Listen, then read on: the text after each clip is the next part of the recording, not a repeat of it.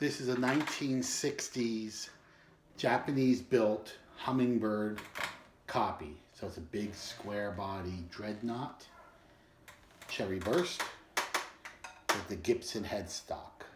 This is pre-lawsuit. And here's a sound sample.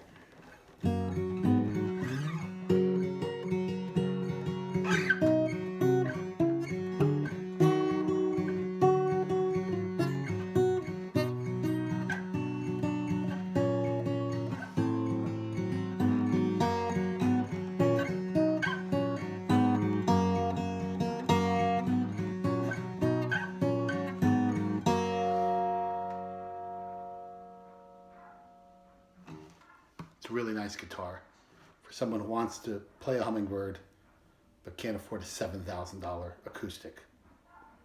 Thank you.